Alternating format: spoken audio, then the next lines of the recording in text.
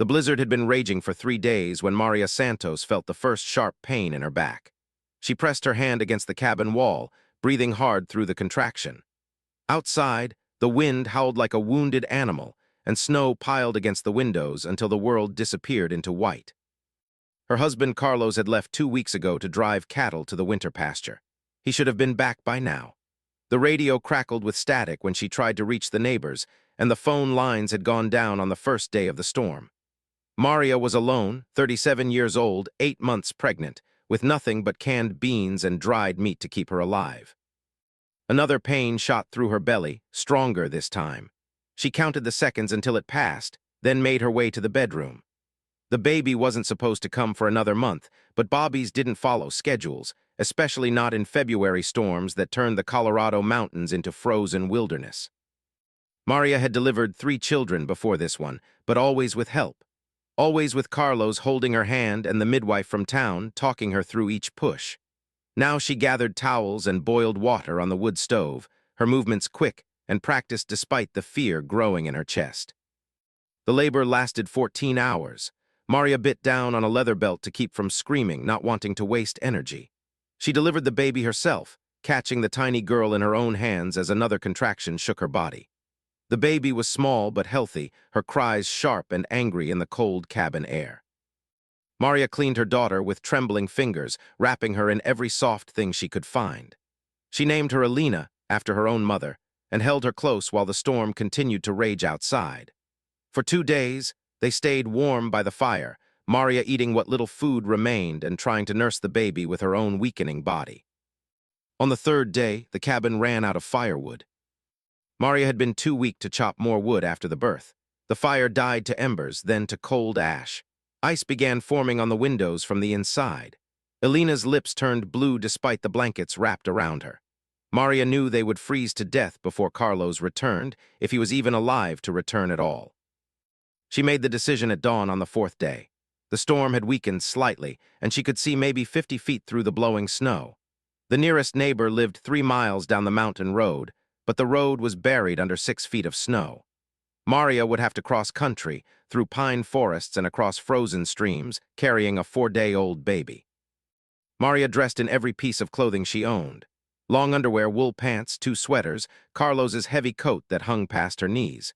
She tied Alina against her chest with strips of blanket, the baby's face barely visible in the bundle of cloth. Maria wrapped her own head in a wool scarf, leaving only her eyes exposed to the wind. She left the cabin at sunrise, stepping into snow that reached her thighs. Each step took enormous effort. She had to lift her leg high to clear the snow, then punch down through the crust to find solid ground underneath. Her legs shook from the effort, still weak from giving birth. The cold cut through her layers of clothing like knives. The first mile took her 2 hours. Maria followed the fence line where she could, using the buried posts as guideposts through the white. When the fence disappeared under snow drifts, she navigated by the shape of the trees, trying to remember the landmarks from summer trips to visit neighbors. Everything looked different under the snow, transformed into an alien landscape of white hills and black shadows. Alina cried for the first hour, her small voice lost in the wind. Then she went quiet, and that scared Maria more than the crying. She pressed her hand against the baby's chest through the blankets, relieved to feel the tiny heartbeat still strong and regular. Alina was conserving energy, something Bobbies knew how to do better than adults. The second mile was harder. Maria's legs cramped from the high stepping through deep snow. Her lungs burned from breathing the freezing air. Several times she fell forward into the snow, catching herself on her hands to protect Alina from the impact. Each time, getting back up took longer. Halfway through the 3rd mile, Maria's strength gave out completely. She fell face first into a drift and couldn't push herself up. Her arms wouldn't work anymore. Her legs felt like they belonged to someone else. The snow around her face melted from her breath, then froze again into a shell of ice. Alina began crying again, probably hungry. Maria tried to roll over to nurse her, but her body wouldn't obey. She could only lie in the snow, feeling her strength drain away like water from a broken bucket. The baby's cries grew weaker. This was how they would die, Maria thought. Frozen together in the snow, found in spring when the drifts melted. Carlos would blame himself for leaving them alone. Her other children would grow up without their mother, wondering why she had been foolish enough to leave the cabin. But Alina deserved a chance to live. She deserved more than 4 days of life in a world that had been nothing but cold and hunger. Maria forced herself to move, first one arm, then the other. She couldn't stand up, but she could crawl. So she crawled. Inch by inch, Maria pulled herself through the snow. She kept Alina clutched tight against her chest, using her elbows and knees to drag herself forward. The snow scraped against her face, getting into her mouth and nose. Her clothes soaked through with melted snow that froze again in the wind. She crawled for an hour, covering maybe 100 yards. Her knees went numb, then her hands. She could no longer feel Alina moving against her chest, but she refused to stop and check if the baby was still breathing. If Alina was dead, Maria would lie down and die too. If Alina was alive, Maria had to keep moving. The trees began to thin out as she reached the edge of Tom Mackenzie's property. Mackenzie ran cattle on 5,000 acres, a successful operation that had made him wealthy enough to retire from ranching and hire others to do the work. Maria had met him maybe a dozen times at town gatherings, enough to know he was a decent man who helped neighbors in trouble.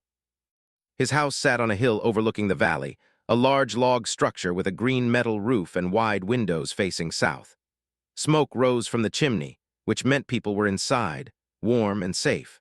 Maria could see the house clearly now, maybe 300 yards away across an open pasture. She tried to stand up one more time, thinking she could run the last distance. Her legs folded underneath her immediately. The cold had stolen too much of her strength. But 300 yards wasn't impossible to crawl, even for someone as weak as she had become. Maria dug her elbows into the snow and pulled herself forward. The wind had swept most of the snow off the pasture, leaving only a thin layer over frozen grass. She made better time here, crawling straight toward the house where yellow light glowed in the windows. By the time she reached Mackenzie's front porch, Maria could barely lift her head. She crawled up the wooden steps on her belly, still clutching Alina against her chest. The baby hadn't moved in over an hour. Maria pressed her ear against the tiny bundle but couldn't hear breathing over her own gasping. She raised her hand to knock on the door, but her frozen fingers couldn't make a fist.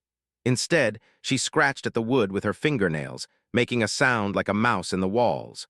No one would hear such a small noise over the wind.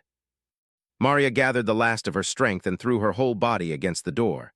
The impact made a solid thump that echoed through the house. Then she collapsed on the porch, still holding Alina, unable to move another inch. Inside the house, she heard footsteps approaching the door. A man's voice called out, asking who was there. Maria tried to answer but could only make a croaking sound through her cracked lips. The door opened, and warm air rushed out like a blessing. Tom Mackenzie stood in the doorway, a tall man in his 60s with gray hair and kind eyes. He wore wool slippers and a heavy sweater, holding a cup of coffee that steamed in the cold air. He looked down at Maria with confusion, as if he couldn't understand what he was seeing. Maria lay sprawled across his porch, covered in snow and ice. Her lips were blue, her face white as paper. Icicles hung from her hair. She clutched a bundle of blankets against her chest, and the bundle was very, very still. Mackenzie set down his coffee cup and knelt beside her. His voice was gentle when he spoke, the voice of a man who had seen enough of life to know when someone was at the end of their strength. "You're safe now?" Tom Mackenzie whispered, his weathered hands reaching toward Maria with careful gentleness. She tried to speak, to explain about Alina, but only a broken whisper came from her frozen throat. Mackenzie lifted her easily, surprised at how light she felt, and carried her into the warmth of his house. The sudden heat hit Maria like a physical blow. Her skin burned as circulation slowly returned to her hands and face. She gasped, trying to tell Mackenzie about the baby, but he was already unwrapping the bundle of blankets from her chest. His face went pale when he saw the tiny blue face of the infant. "Jesus Christ," Mackenzie breathed. He placed Alina on the kitchen table, his fingers checking for a pulse at her tiny neck. For a moment that lasted forever, Maria watched him listen for breathing, his ear close to the baby's mouth. Then Alina gave a small cough, and Mackenzie's shoulders sagged with relief. "She's alive, but barely," he said, wrapping Alina in clean towels warmed by the fire. "We need to get her body temperature up slowly or we'll shock her system."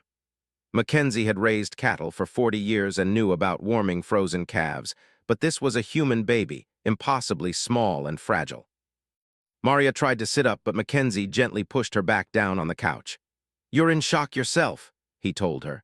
"Let me handle this."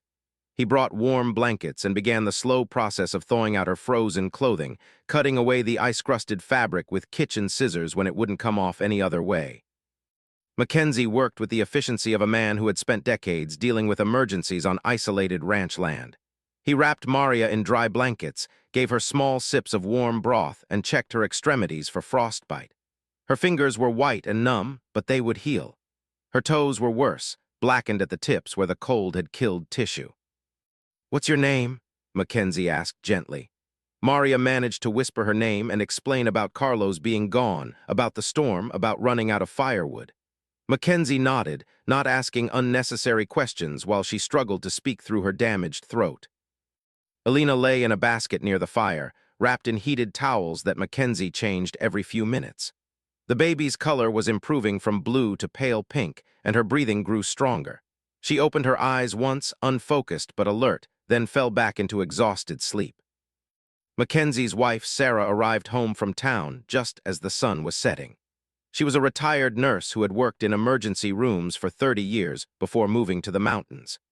Sarah took one look at Maria and the baby and immediately began organizing medical care with the calm competence of someone who had seen everything. "The baby needs glucose," Sarah said after examining Alina. "She's severely dehydrated and malnourished. How long since she was born?" When Maria whispered that Alina was 4 days old, Sarah's expression grew more serious. "And how long since she last nursed?" Maria couldn't remember. Everything after leaving the cabin was a blur of cold and exhaustion. Sarah prepared a bottle of warm sugar water and tried to get Alina to drink, but the baby was too weak to suck properly. Drop by drop, Sarah placed the liquid on Alina's tongue and waited for her to swallow. "We need to get them to a hospital," Sarah told her husband. "The baby needs IV fluids and professional care, and Maria might have internal injuries from the cold exposure." But the storm was still raging outside, and the roads were impassable. The nearest hospital was 60 miles away through mountain passes that would be blocked for days. Mackenzie tried the radio and telephone, but the lines were still down. His CB radio crackled with static from other ranchers checking on livestock, but no emergency services were responding. The little family was cut off from the outside world, dependent entirely on the kindness and medical knowledge of 2 strangers.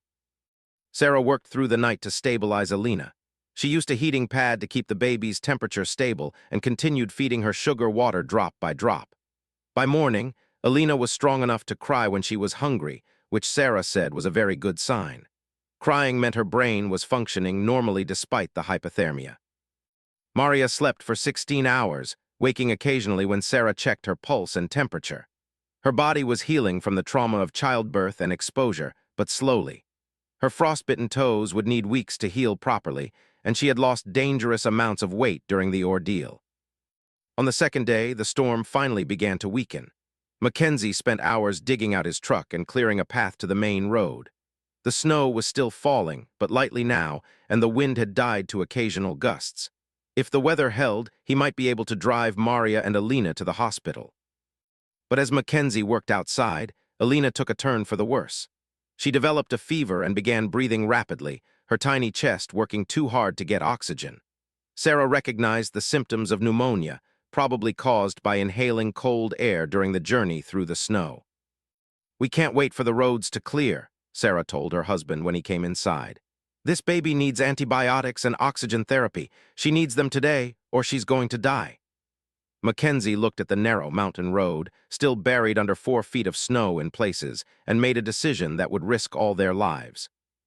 He called his neighbor Jim Patterson, who owned a snowmobile and had experience with mountain rescues. Patterson arrived within an hour, pulling a small sled designed for carrying injured skiers. It wasn't ideal for transporting a sick baby and recovering mother, but it was their only option. Sarah wrapped Alina in multiple layers of blankets and placed her in a cardboard box lined with heated towels. She gave Maria extra pain medication and helped her into Mackenzie's warmest winter gear. The trip to the main highway would take at least 2 hours by snowmobile, through terrain that could kill them all if they made a wrong turn. "I can't ask you to do this," Maria whispered to Mackenzie as he prepared the sled. "You don't know us, we're nothing to you." Mackenzie stopped adjusting the straps and looked at her seriously. 23 years ago, my Sarah was pregnant with our first child," he said quietly. She went into labor during a blizzard just like this one. Our neighbors, people we barely knew, risked their lives to get her to the hospital. That baby grew up to be a doctor herself now, saving other people's children. Mackenzie finished securing the sled and helped Maria climb aboard with Alina. "What goes around comes around," he said. "Today it's my turn to pay forward what others did for us." The snowmobile trip was a nightmare of cold and jarring impacts as Patterson navigated around fallen trees and hidden rocks. Maria held Alina against her chest, trying to shield the baby from the wind, while her own face went numb from the cold. Several times they had to stop and dig the snowmobile out of deep drifts. But Patterson knew these mountains better than anyone, having lived here for 50 years. He found routes that others would have missed, following old logging roads and cattle trails that stayed clear of the worst snow accumulation. After 3 hours of riding, they reached the main highway where a highway patrol officer was waiting with chains on his tires. The officer had been contacted by radio and was prepared for the emergency transport. He drove carefully but quickly down the mountain highway, his radio crackling with updates from the hospital about preparing the neonatal intensive care unit for Alina's arrival. Maria watched the familiar landscape blur past the patrol car windows. These mountains had been her home for 8 years, but she had never seen them as dangerous before. The storm had taught her how quickly the wilderness could kill, how thin the line was between civilization and death in the remote places where she chose to live. Alina grew stronger during the warm car ride. Her breathing eased, and her color improved back to healthy pink. She even opened her eyes a few times, looking around with the curious expression that all Bobbies wore when discovering the world. Maria allowed herself to hope that her daughter would survive. At the hospital, Alina was immediately placed in an incubator and connected to monitors that tracked every breath and heartbeat. Doctors and nurses swarmed around the tiny infant, starting IV lines and administering antibiotics. Maria was examined in the emergency room, treated for frostbite and dehydration, and admitted for observation. Dr. Jennifer Chen, the pediatrician on duty, explained Alina's condition to Maria in careful terms. The baby had pneumonia, but it was treatable with antibiotics. Her blood sugar had been dangerously low, but it was stabilizing with IV glucose. The hypothermia had been severe, but Alina's young body had recovered well from the cold exposure. "She's a fighter," Dr. Chen told Maria. "Most adults wouldn't have survived what this little girl went through. You both showed remarkable strength out there." Maria dozed in the hospital bed, listening to the reassuring beep of Alina's heart monitor through the thin wall. For the first time in a week, she felt truly warm and safe. Her daughter was alive, surrounded by medical equipment and trained professionals who could help her grow strong. But even as relief washed over her, Maria worried about Carlos. Her husband was still somewhere in the mountains, possibly trapped by the same storm that had nearly killed her and Alina. The ranch hands who worked for Mackenzie had promised to search the winter pastures as soon as the weather cleared completely. Sarah Mackenzie visited the next morning, bringing clean clothes and news from home. "Tom found your husband," she said with a smile. "Carlos is fine. His truck got stuck in a snowdrift near Beaver Creek, but he stayed with the cattle and kept them alive until the storm passed. He's on his way here now." Carlos Santos burst through the hospital doors like a man running from fire. His face was sunburned from snow glare, his clothes still carried the smell of cattle and wood smoke, and his boots left melting snow puddles on the polished floor. He had driven 18 hours straight through mountain passes that were still dangerous, stopping only for gas and to call ahead about Maria and Alina. When he saw his wife in the hospital bed, Carlos stopped in the doorway and just stared. Maria looked so small under the white sheets, her face pale and thin from the ordeal. Dark circles ringed her eyes, and her hands were bandaged where frostbite had damaged her fingertips. But she was alive, and she was smiling at him with the same expression she had worn on their wedding day. "Our daughter is beautiful," Maria whispered when Carlos knelt beside her bed. She pointed through the window to the neonatal unit, where Alina slept in her incubator under warm lights. "She fought so hard to live, Carlos, harder than any of us." Carlos pressed his face against the nursery window, watching the tiny baby who was smaller than his calloused hands. Alina was connected to tubes and wires, but her chest rose and fell in steady rhythm. Her dark hair stuck up in all directions, and her little fists were clenched like a boxer ready for the next round. "I should have been there," Carlos said, his voice rough with emotion. I should have come home before the storm hit. I knew the weather was turning bad, but I thought I had more time. He had spent the last 5 days blaming himself, imagining all the ways his family could have died while he was trapped with the cattle. Maria took his hand and squeezed it with what little strength she had recovered. You couldn't have known, she told him. The storm came earlier than anyone predicted, and if you had been home, all three of us might have died together when the firewood ran out. At least this way, Alina and I survived. Dr. Chen explained Alina's condition to Carlos in the same careful way she had spoken to Maria. The pneumonia was responding well to antibiotics. Alina's weight was increasing daily as she took bottle feedings every 2 hours. The hypothermia had caused no lasting damage to her brain or organs. She would probably go home within a week, healthy and normal. Your wife saved this baby's life, Dr. Chen told Carlos. Most people would have died attempting what she did. Crawling 3 miles through a blizzard with a newborn infant is beyond what we usually consider humanly possible. Your daughter owes her life to her mother's determination.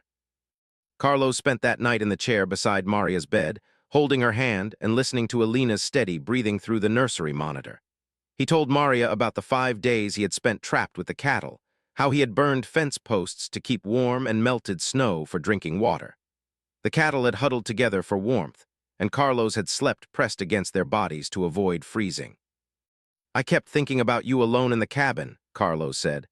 I knew the baby was coming soon, and I knew you didn't have enough firewood to last a week, but the snow was too deep for walking and my truck was buried. I felt so helpless just waiting for the storm to end. Maria understood that helplessness. She had felt the same way when Alina was born and the cabin grew cold.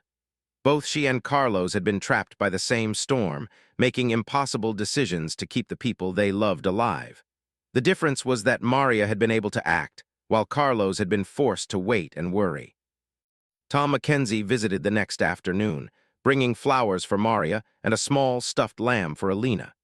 He looked embarrassed by the attention he was receiving from hospital staff, who had heard the story of the rescue and wanted to meet the man who had saved a mother and baby from freezing to death. I just did what anyone would have done, Mackenzie insisted when a newspaper reporter asked him about the rescue. Maria did all the hard work. She's the one who walked through the blizzard. I just opened my door and called an ambulance. But the hospital staff knew better. Dr. Chen explained to Carlos how close Alina had come to dying from hypothermia and dehydration. Without Mackenzie's immediate intervention, both mother and baby would have frozen to death on his porch within hours. His quick thinking and medical knowledge had made the difference between life and death. Sarah Mackenzie brought photographs from their own family, showing Carlos and Maria pictures of the baby they had saved 23 years ago during a similar blizzard. The baby was now Dr. Lisa Mackenzie, working as a pediatrician in Denver, continuing the circle of helping other people's children survive. This is why we live out here, Tom Mackenzie told Carlos as they watched Alina through the nursery window. Cities have hospitals and fire departments and all kinds of emergency services, but they don't have neighbors who know your name and care whether you live or die. Out here, we take care of each other because we're all we have. Alina grew stronger each day. Her weight increased from 4 pounds to 5 pounds, then to 6. She began taking full bottles without assistance and sleeping for longer periods between feedings. The monitors showed that her lungs were clearing and her body temperature was staying stable without external heating. Maria healed more slowly. Her frostbitten toes required daily wound care, and she would lose the tips of 2 toes that had been too damaged to save. But she could walk without pain, and the doctors said she would have no permanent disability from the exposure. Her body was young and strong enough to recover from the trauma. On Alina's 7th day in the hospital, Dr. Chen declared her ready to go home.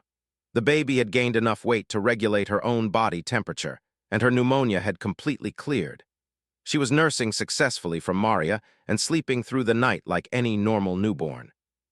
But home was still the isolated cabin where this ordeal had started. Carlos had spent the week making improvements to ensure they would never face such danger again.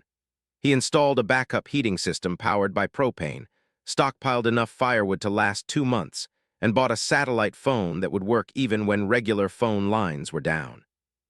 We could move to town, Carlos suggested as they prepared to leave the hospital. Find a house closer to the hospital and schools. It would be safer for raising children. Many families made that choice after experiencing the harsh realities of mountain life. Maria considered the idea while she dressed Alina in the tiny clothes that Sarah Mackenzie had brought from town. The cabin was remote and dangerous, especially in winter. A house in town would mean neighbors within walking distance, reliable electricity and heat, and medical help only minutes away. But the cabin was also where Maria had grown her garden and raised her children with space to run and explore. It was where Carlos's family had lived for 3 generations, where he knew every tree and stream and seasonal pattern. Moving to town would mean giving up the independence and connection to the land that had drawn them to mountain life in the first place. "No," Maria said finally, settling Alina in the car seat that Mackenzie had bought for them. "Home is home. We just need to be better prepared for the next storm." Carlos nodded, understanding her choice. They were mountain people, shaped by the land and the seasons. The storm had tested them severely, but it had not broken their commitment to the life they had chosen. The drive home took 3 hours through roads that were finally clear of snow. Carlos drove carefully, aware that his most precious cargo was the baby sleeping peacefully in the back seat. Alina had no memory of her dramatic first week of life, but she would grow up hearing the story of how she survived a blizzard that nearly killed her. The cabin looked smaller than Maria remembered. Snow still covered the roof and surrounded the building like a fortress wall, but Carlos had dug a clear path to the door and restocked the wood pile. Smoke rose from the chimney where he had left a fire burning to warm the house for their return. Inside, everything was clean and organized. Carlos had scrubbed the floors, washed all the baby clothes, and prepared the bedroom for Alina's arrival. He had also installed a battery-powered radio and stocked the pantry with enough food to last a month. Next winter, they would be ready for anything. Maria settled Alina in the crib that Carlos had built before the storm, the same crib where their other children had slept as bobbies. The baby looked impossibly tiny in the wooden bed, but she was breathing steadily and gaining weight every day. She would grow strong in this house, surrounded by mountains and seasons, and the kind of love that risked everything to protect what mattered most. That evening, Tom and Sarah Mackenzie arrived with dinner and news from town. The storm had been the worst in 20 years, with some areas receiving 8 feet of snow in 5 days. Several families had been stranded, and there had been other rescues, though none as dramatic as Maria's journey through the blizzard. "The county is talking about installing emergency shelters along the mountain roads," Mackenzie told Carlos. "Small cabins stocked with firewood and food, so people have somewhere safe to wait out storms. Your story got people thinking about how to better protect families living in remote areas." Maria appreciated the gesture, but she hoped no other mother would have to crawl through snow with a newborn baby. Alina's survival had been a combination of determination, luck, and the kindness of strangers who had risked their own safety to help. Not everyone would be so fortunate. As the Mackenzies prepared to leave, Tom handed Carlos a small wooden box. Inside was a silver bracelet engraved with Alina's name and birth date, along with the coordinates of the place where Maria had collapsed in the snow. "So she'll always remember where she was born," Mackenzie said quietly. "Born twice," Sarah corrected him. "Once in the cabin and once again when she survived that journey through the storm. This little girl is special. She's got fighting spirit that will serve her well in this world." That night, as Carlos checked the fire and Maria nursed Alina in the rocking chair by the window, they talked about what the experience had taught them. The mountains were beautiful but dangerous, demanding respect and preparation from anyone who chose to live among them. They had learned that survival often depended on the kindness of neighbors and the willingness to help strangers in need. Alina fell asleep in Maria's arms, her tiny face peaceful and content. She had fought her first battle against death and won, earning her place in a family that had called these mountains home for generations. Whatever challenges lay ahead in her life, she would face them with the strength she had already proven in her first week of existence. Outside, snow began falling again, but gently this time, adding to the beauty of the landscape without threatening the safety of the people who lived there. Carlos added another log to the fire and checked that the backup heater was working properly. They were prepared now for whatever winter might bring, protected by their own planning and the network of neighbors who watched over each other in these remote places. 5 months after the blizzard, Alina Santos was thriving in ways that amazed everyone who had witnessed her difficult entry into the world. She had grown from a 4-pound baby fighting for life to a chubby, alert infant who smiled at her parents and reached for everything within her grasp. Her dark eyes followed movement across the room, and she had begun making the cooing sounds that meant she was trying to talk. Dr. Chen continued to monitor Alina's development during monthly visits to the clinic in town. Each checkup brought good news. Alina's weight was in the normal range for Bobbies her age. Her motor skills were developing on schedule. The pneumonia had left no lasting damage to her lungs, and the hypothermia had not affected her neurological development. She was, by every medical measure, a perfectly healthy baby. "She's remarkable," Dr. Chen told Maria during a routine visit. "Bobbies who experience severe trauma in their first days of life often show developmental delays or health problems later. Alina shows no signs of any lasting effects from her ordeal. Her brain development is completely normal, and her physical growth is actually ahead of the curve." Maria credited Alina's health to the mountain environment where she was growing up. The cabin sat at 8,000 feet elevation, where the air was thin and clean. Alina's lungs were adapting to the altitude, making her stronger than Bobbies born at sea level. The quiet surroundings and natural rhythms of mountain life seemed to suit her perfectly. Carlos had returned to his normal routine of cattle ranching, but with new precautions in place for winter emergencies. He never left Maria and Alina alone for more than 2 days, and he carried the satellite phone everywhere he went. The county had installed one of the emergency shelters along the road to their cabin, stocked with food, firewood, and medical supplies. The story of Alina's survival had spread far beyond their mountain community. A magazine writer from Denver had visited to interview Maria about her experience, and the article had been picked up by national news outlets. People from across the country sent letters and gifts for Alina, calling her a miracle baby who had inspired them with her determination to live. Maria found the attention embarrassing, but appreciated the kindness behind it. She saved all the letters in a box that Alina could read someday when she was old enough to understand what she had survived. Some letters came from other mothers who had faced similar emergencies, sharing their own stories of protecting children against impossible odds. One letter particularly moved Maria. It came from a woman in Alaska whose toddler had fallen through ice into a frozen river. The mother had jumped in to save her son, and both had nearly drowned before being rescued by fishermen. "Reading about your journey through the snow gave me strength during my son's recovery," the woman wrote. "Knowing that other mothers have faced the impossible and survived helps me believe my boy will be okay too." Tom and Sarah Mackenzie had become like grandparents to Alina, visiting the cabin every week and spoiling her with toys and attention. Tom carved wooden animals for her nursery, and Sarah knitted blankets and sweaters in bright colors that made Alina look like a tiny rainbow. The Mackenzies had no grandchildren of their own, and Alina filled a space in their hearts they hadn't known was empty. "She's got your stubbornness," Sarah told Maria while watching Alina struggle to roll over during tummy time.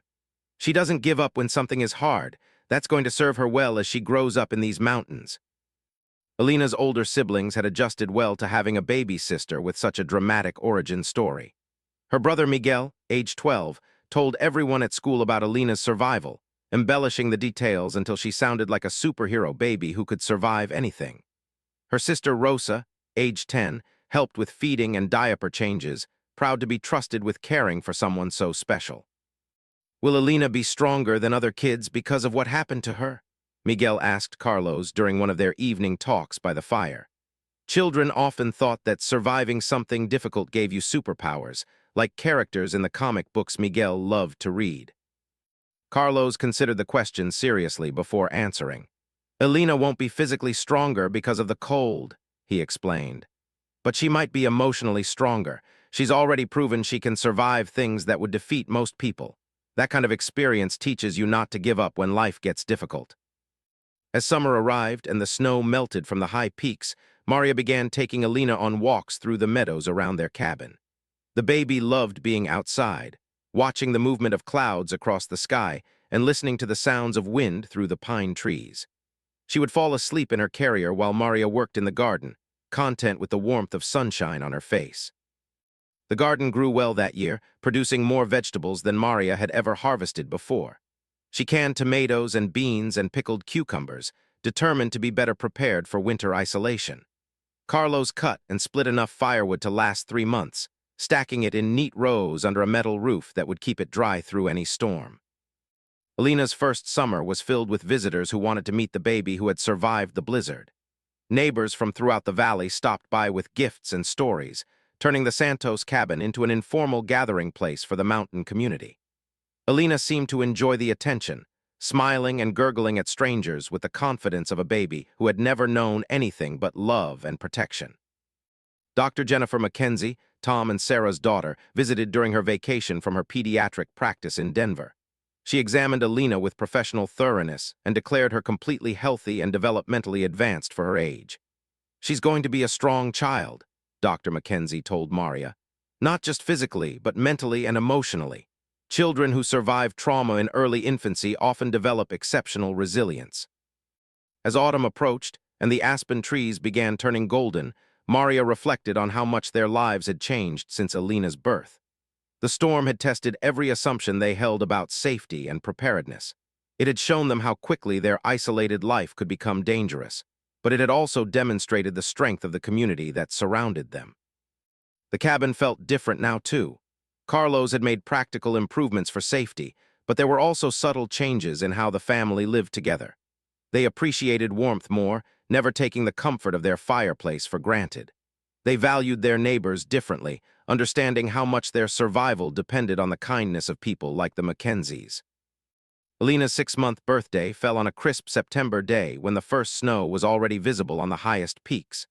Maria celebrated by taking pictures of Alina sitting up in her crib, chewing on the wooden toys that Tom Mackenzie had carved for her. The baby was alert and curious, reaching for everything she could see and babbling in the conversational tones that meant real words weren't far away. "She's trying to tell us her story," Carlos said, listening to Alina's animated babbling during dinner. "Someday she'll have the words to describe what she remembers from those first days." Neither parent knew how much Bobbies remembered from their earliest experiences, but Alina seemed remarkably unafraid of new situations or strangers. The first winter storm arrived in late October, bringing 6 inches of snow and reminding everyone how quickly weather could change in the mountains. But this time, the Santos family watched the storm from their warm cabin with confidence in their preparations. They had food for weeks, firewood for months, and communication equipment that would work in any emergency. Alina slept peacefully through the wind and snow, warm in her crib near the fireplace. She had no fear of storms because she had no memory of the blizzard that had nearly killed her. To Alina, winter was just another season, bringing different sounds and sights, but no more danger than summer sunshine or spring rain. Maria stood at the window watching snow accumulate on the pine trees, remembering the desperation she had felt during that February blizzard. The memory seemed like something from another lifetime, when she had been a different person facing impossible choices. This winter, those same windows showed her a landscape of beauty rather than threat. "Do you ever regret staying here?" Carlos asked, joining her at the window. "We could still move to town before Alina gets older, give her an easier life with sidewalks and streetlights and neighbors next door." The question had become an annual discussion between them, especially as winter approached. Maria looked at Alina sleeping peacefully in her crib, surrounded by the handmade furniture Carlos had built and the quilts Sarah Mackenzie had sewn. The baby belonged in this place, connected to the land and seasons and community that had shaped her family for generations. Moving to town would be safer and easier, but it wouldn't be home. "She's a mountain baby," Maria said finally. "Born in a blizzard and raised by people who chose this life because we love it, not because it's easy. Alina will grow up strong here, stronger than she would anywhere else." Carlos nodded, understanding that some decisions were made with the heart rather than the head. That night, Alina slept through her first winter storm since the one that had nearly killed her.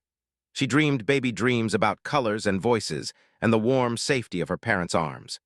The wind outside her window carried no memory of danger, only the promise of snow angels to make and sledding hills to explore when she was older. The storm passed by morning, leaving the world clean and bright under fresh snow.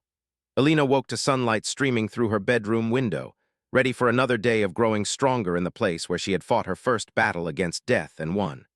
Her future stretched ahead like the mountain vista outside her window, full of challenges and beauty and the unshakable knowledge that she could survive anything. Alina Santos celebrated her first birthday on a sunny February morning, exactly 1 year after the blizzard that had nearly taken her life. Maria woke early to prepare a special breakfast, looking out at the snow-covered mountains with gratitude instead of fear. This winter had been mild compared to the previous year, with smaller storms that passed quickly and left the family comfortably warm in their well-prepared cabin. The birthday party was small but meaningful. Tom and Sarah Mackenzie arrived with a wooden rocking horse that Tom had spent weeks crafting in his workshop. Dr. Chen drove up from town with a medical bag full of toys instead of instruments, marveling at how much Alina had grown since their last visit.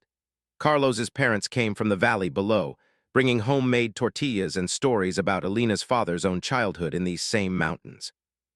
Alina toddled around the cabin on unsteady legs, delighted by the attention and the colorful wrapping paper that proved more interesting than the gifts inside. She had taken her first steps the previous month, earlier than most Bobbies, as if she were in a hurry to explore the world that she had fought so hard to join. "She's fearless," Sarah Mackenzie observed, watching Alina climb onto chairs and reach for objects that were clearly too high for her. "Most Bobbies are cautious about new experiences, but Alina approaches everything like it's an adventure waiting to happen." The fearlessness was both a gift and a concern for Maria, who worried about keeping such a bold child safe in the wilderness. Dr. Chen conducted an informal health assessment during the party, checking Alina's reflexes and motor skills while she played. Everything indicated normal, healthy development. Alina was talking in simple words, walking confidently, and showing the social skills appropriate for a 1-year-old. The trauma of her first week had left no visible marks on her development. "She has no memory of what happened to her," Dr. Chen explained to the adults while Alina played with blocks on the floor. "Bobbies don't form lasting memories until they're older. To Alina, this life has always been safe and warm and surrounded by people who love her. That's a gift that will shape her personality in positive ways." As the party wound down and guests prepared to leave, Tom Mackenzie pulled Carlos aside for a private conversation. The older man looked serious, and Carlos wondered if something was wrong. They stepped onto the porch where they could talk without being overheard by the women inside. "I wanted you to know," Mackenzie said quietly, "that Sarah and I are getting older. We're not going to be around forever to help out when emergencies happen, but we've made arrangements to make sure Alina and your family are always looked after." He handed Carlos a legal document that had been prepared by a lawyer in town. Carlos read through the papers with growing amazement. The Mackenzies had established a trust fund for Alina's education, enough money to pay for college wherever she chose to attend. They had also arranged for their property to be sold to the county when they died, with the proceeds used to maintain emergency services in the mountain region. "You don't need to do this," Carlos protested. "We can take care of our own family. Alina doesn't need your money to succeed in life." He was touched by the gesture, but also uncomfortable accepting such generosity from people who owed them nothing. Mackenzie smiled and put his hand on Carlos's shoulder. "Alina saved our lives just as much as we saved hers," he said. "Sarah and I had given up hope of ever having children in our lives. Alina gave us the chance to be grandparents, to feel useful again in our old age. That's worth more than money to people like us." The trust fund represented years of careful saving and investment by a couple who had lived modestly and worked hard throughout their lives. They had no children of their own to inherit their wealth, and they wanted it to benefit the baby whose survival had brought meaning to their retirement years. Inside the cabin, Maria was cleaning up wrapping paper while Alina took her afternoon nap. The baby had worn herself out with excitement and was sleeping deeply in her crib, surrounded by new toys and the stuffed lamb that had been her constant companion since leaving the hospital. Maria watched her daughter sleep and thought about how different this first birthday was from what she had imagined during those desperate hours in the snow. A year ago, Maria had crawled through a blizzard believing that both she and Alina would die before seeing another sunrise. Today, Alina was a healthy, happy baby surrounded by people who loved her and would protect her throughout her life. The transformation seemed impossible, like something from a fairy tale rather than real life. That evening, after the guests had gone home and Alina was sleeping peacefully, Carlos told Maria about Mackenzie's gift. They sat by the fireplace discussing what the trust fund would mean for Alina's future and whether they should accept such generosity from their neighbors. "Alina should have choices," Maria said finally. "If she wants to become a doctor like Dr. Chen, or an engineer, or a teacher, she should be able to pursue that education without worrying about money. The Mackenzies are offering her opportunities that we could never provide on a rancher's salary." Carlos agreed, understanding that the gift was not charity but investment in a child who had already proven her extraordinary will to survive. Elena would grow up knowing that her dramatic birth story had brought her not just life, but also the resources to make the most of that life in whatever way she chose. Spring arrived early that year, with wildflowers blooming in meadows that were usually still covered by snow in March. Elena spent hours outside in her playpen, watching butterflies and reaching for flowers that danced just beyond her grasp. She had inherited her mother's love of growing things and her father's appreciation for the natural world. Maria started a garden journal for Elena, documenting which plants grew best each year and what weather patterns affected their success.